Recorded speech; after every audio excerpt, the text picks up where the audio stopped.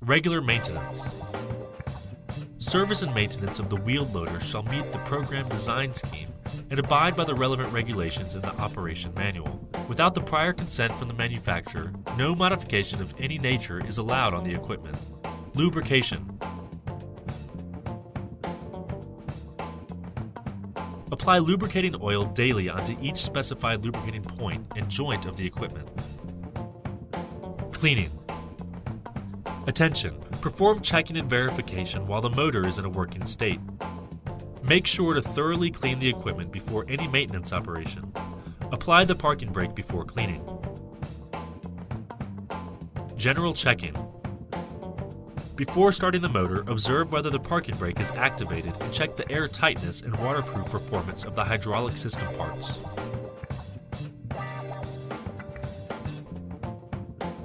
Verify the cooling fluid level, transmission oil level, fluid level of hydraulic unit and hydraulic system, and the motor oil level.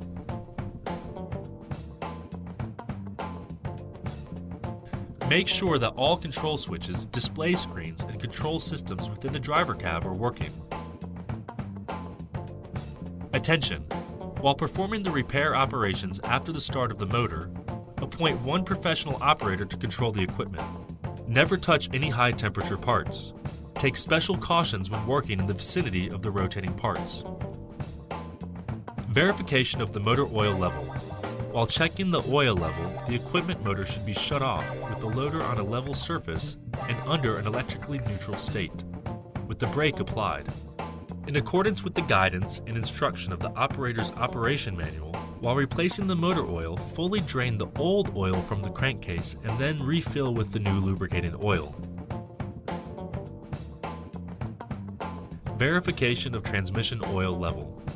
Before verifying the oil level, make sure to cut off the power supply of the motor. Install the coupler lock to ensure higher safety. Then remove the display detector and verify whether the oil level is within the standard range.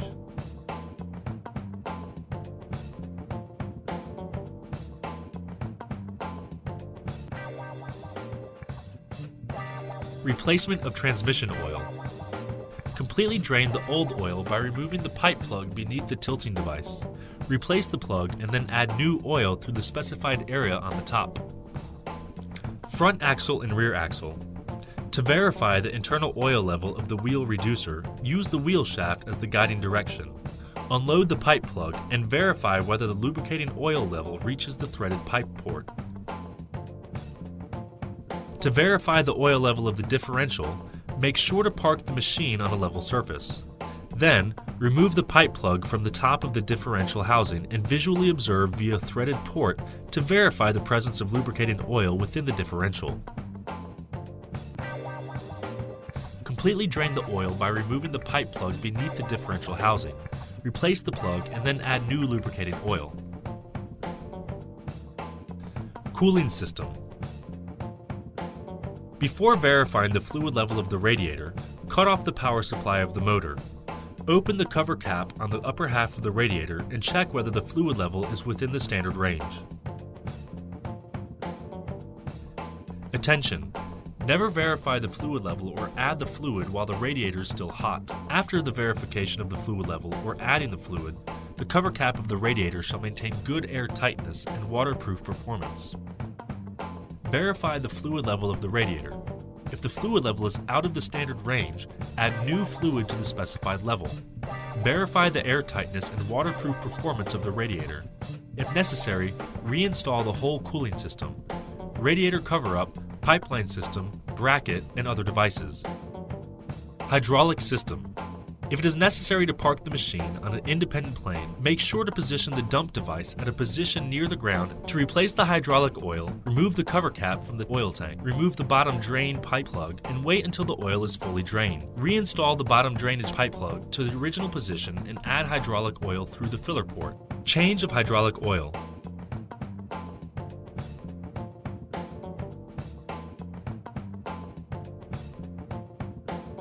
Lower the housing to the ground level and put together all the cylinders, in order to ensure that the oil within the hydraulic cylinders can be fully drained.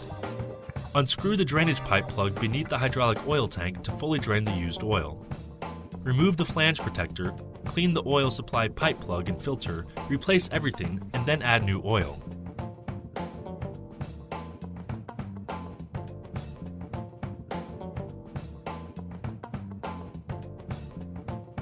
After filling with new oil, connect the motor and run the motor at low speed.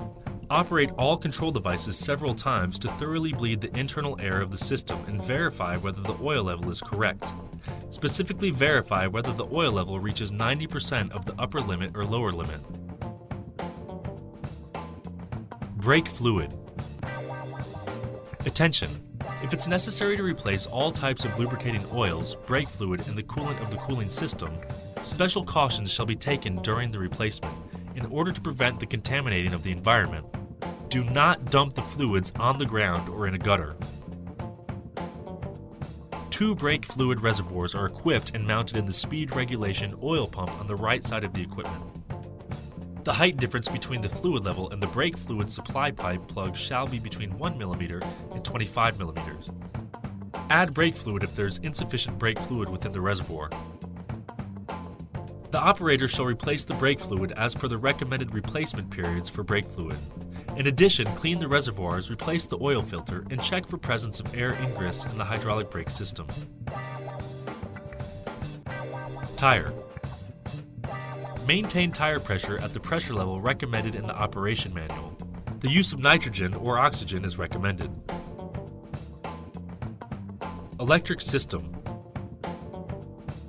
Before repairing the electric system, make sure to unplug the lead from the negative pole of the battery in order to ensure the electric system is completely cut off. Verify the working state of the equipment battery and check to confirm that the grounding wire is correctly connected. Battery. During installation of the battery, connect the primary coil with the positive pole. During the disassembly of the battery, disconnect the primary coil from the negative pole.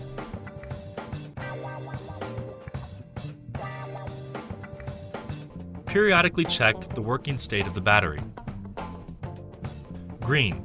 This means that the battery is fully charged and is ready for use. Black.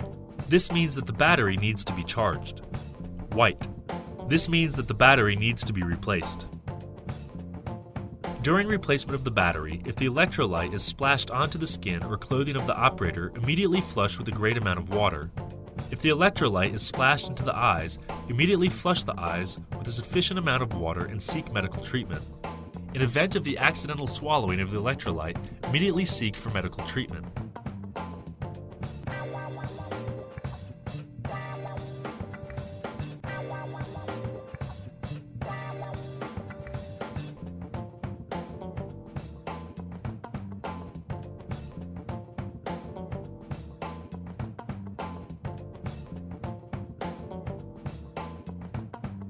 Please refer to the operator's operation manual for other details.